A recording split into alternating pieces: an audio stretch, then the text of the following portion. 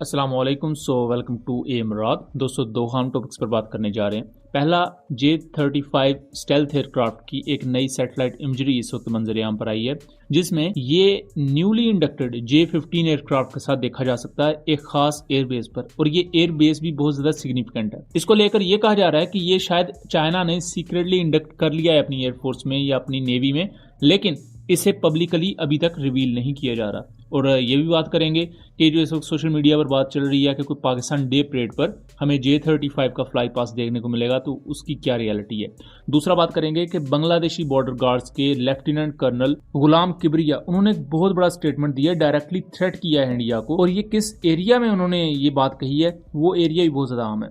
दोस्तों, पहले टॉपिक की तरफ आ जाएं तो रिसेंटली चाइना की होंगडिकन एयरबेस, जो कि फार ईस्टर्न चाइना में पाई जाती है, और अगर आप इसकी लोकेशन को देखें तो साउथ कोरिया के बहुत ज्यादा करीब है, और उसके साथ साथ जो ईस्ट चाइना सी है, पैसिफिक की जगह पार्ट है, यहाँ बहुत करीबी एयरबेस है, और ये एयरबेस स्ट्रेटेजिकली इस पूरे एरिया को ओवरसीन करती है। ये एयरबेस इस कॉन्टेक्स्ट में बहुत अहम होती है कि साउथ कोरिया में जो अमेरिका की डिप्लॉयमेंट होती है, और उसके साथ साथ साउथ कोरियन एयरफोर्स के खिलाफ किसी भी किस्म का काउंटर अगर तैयार करना है, तो उस कॉन्टेक्स्ट में ये एयरफोर्स फ्रंट लाइन पर रहती है। ये एयरफोर्स बुनियादी तौर पर चाइनीज नेवी के अंडर है, और यहाँ चाइनीज एयरफोर्स के एयरक्राफ्ट भी होते हैं, लेकिन चाइनीज नेवी अपने J-15 एयरक्राफ्ट को यहाँ से ऑपरेट करती है। इस एयरबेस पर J-35 स्टेल्थ एयरक्राफ्ट को भी देखा गया है। उसके नजदीक आपको ये ग्राउंड व्हीकल्स भी देखने को मिलेंगी। ये ग्राउंड व्हीकल्स भी मुख्तलिफ रोल्स के लिए यूज की जाती हैं, जैसा कि फ्यूल टैंकर के तौर पर यूज की जाती हैं। एयर कंडीशनिंग ट्रक भी इसमें आ जाते हैं, एयरक्राफ्ट मेंटेनेंस प्लेटफॉर्म्स भी इसमें होते हैं, ग्राउंड पावर यूनिट्स भी होते हैं, जो कि बेसिकली इलेक्ट्रिक पावर एयरक्राफ्ट को प्रोवाइड करते हैं जब उसका इंजन ऑफ होता है। एयरक्राफ्ट टग और टो ट्रैक्टर भी, ये मुख्तलिफ किस्म की ग्राउंड व्हीकल्स होती हैं जो कि एयर बेसिस पर होती हैं, एयरक्राफ्ट को असिस्ट करने के लिए, उसकी मेंटेनेंस में और मुख्तलिफ ऑपरेशंस में एयरक्राफ्ट को मदद देती है। अब इससे पता लग रहा है कि J-35 वहां ऑपरेशंस परफॉर्म कर रहा है, वहां फ्लाइट्स कंडक्ट कर रहा है। इसके साथ साथ ये वही एयरबेस है जहां चाइना ने अपने J-15 और खास तौर पर J-15T एयरक्राफ्ट को रखा हुआ है। J-15T बुनियादी तौर पर कैटापल्ट लॉन्च सिस्टम के साथ अलाइन होने वाले एयरक्राफ्ट हैं, यानी कि इनको जो चाइना का थर्ड एयरक्राफ्ट करिए फुजियान, उस पर चूंकि कैटापल्ट लॉन्च सिस्टम है, तो उसके थ्रू इन्हें ऑपरेट किया जा सकता होगा। जो इससे पहले वाले स्की जंप वाले एयरक्राफ्ट करियर हैं चाइना के पास 2, लेकिन उन पर J-15A और B ऑपरेट किए जाते हैं। लेकिन ये जो J-15T है, ये खास तौर पर डिजाइन किया गया है थर्ड एयरक्राफ्ट करियर के लिए। इसका एक्टिव इलेक्ट्रॉनिकली स्कैन अरे रडार भी पहले से ज्यादा पावरफुल है, और ये एक अपग्रेडेड वेरिएंट है पूरी की पूरी सीरीज का। और J-15T को चाइना इंडक्ट कर चुका है और इस एयरबेस पर ऑपरेट कर रहा है। उसी एयरबेस पर J-35 का नजराना इस तरफ इशारा कर रहा है कि कहीं ना कहीं चाइना इनको ऑपरेशंस की तरफ लेकर जा रहा है, और एक प्रॉपर होस्टाइल जहां सिचुएशन है, जहां एक तरफ अमेरिकन नेवी भी मौजूद है, साउथ कोरिया भी है, तो ऐसे कंजेस्टेड एरिया में रखना ये J-35 को बुनियादी तौर पर ऑपरेशनली ज्यादा पावरफुल और ज्यादा स्ट्रॉन्ग बनाने की तरफ एक कदम है। और यहाँ ये भी पॉसिबिलिटी है कि शायद सीक्रेटली चाइना ऐसे इंडक्ट कर चुका है, चाइनीज नेवी की मैं बात करूं, और अब इसकी प्रोडक्शन भी जैसा कि हमारे सामने एक वो शुरू हो चुकी है। सो इस कॉन्टेक्स्ट में इसके बाद पाकिस्तान एयरफोर्स की बारी हो सकती है, जिसमें ये एयरक्राफ्ट इंडक्ट किए जाएंगे, एंड चाइनीज एयरफोर्स भी यहाँ इसको इंडक्ट करेगी।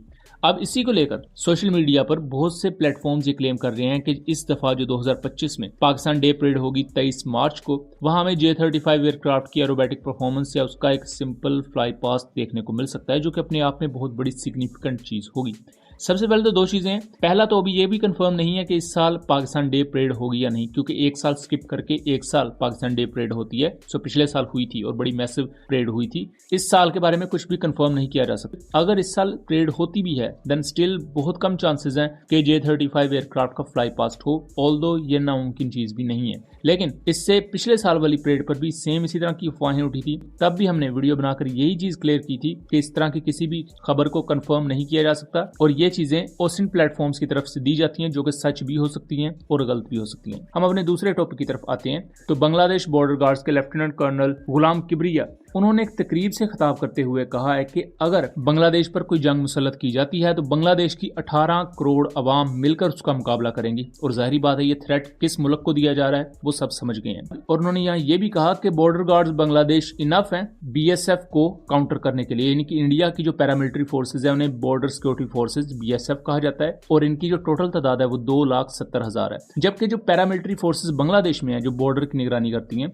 उन्हें बीजेबी कहा जाता है, इनके बॉर्डर गार्ड बांग्लादेश, और इसमें 70,000 पर्सनल मौजूद है। और गुलाम किबरिया ने जिस जगह पर यह खिताब किया वो चुपैन नवाबगंज का एरिया है, वही एरिया जहां कुछ दिन पहले इंडिया और बांग्लादेश के दरमियान बॉर्डर क्लैशेस देखे गए थे। और जब इंडियन बीएसएफ और इंडियन लोगों ने बांग्लादेशी बॉर्डर क्रॉस करने की कोशिश की थी, तो जो बांग्लादेशी लोग थे उन्होंने बीजेपी के साथ मिलकर इंडियन फोर्सेस का मुकाबला किया था। उसकी वीडियोस भी काफी ज्यादा सोशल मीडिया पर वायरल हुई, उस पर हमने डिटेल वीडियोस भी बनाई हुई हैं और उसके कुछ विजुअल्स मैं आपको दिखा भी रहा हूं। अराउंड एक हफ्ता पहले ही जो पूरा वाकया हुआ चुपैन नवाबगंज के एरिया में, इसमें बीएसएफ और बीजेपी दोनों ये क्लेम करते हैं कि उन्होंने एक दूसरे के मुल्क के शहरियों को गिरफ्तार किया जो कि इलीगली हमारे मुल्क में एंटर हुए थे, और यहाँ लिमिटेड हद तक फायरिंग वगैरह भी सुनी गई थी जिसमें कुछ लोग इंजर्ड भी हुए। इसके बाद बांग्लादेश और इंडिया के दरमियान ताल्लुकात काफी ज्यादा खराब हुए हैं और इस वक्त दोनों साइड पर जो ट्रूप्स हैं वो हाई अलर्ट पर हैं। यहाँ बांग्लादेशी कर्नल जिन्होंने ये बयान दिया है, ये बांग्लादेश बॉर्डर गार्ड की महानंदा 59 ब्रिगेड के कमांडर हैं। तो उनका ये बयान कहीं ना कहीं ये चीज को जाहिर कर रहा है कि बांग्लादेशी ट्रूप्स को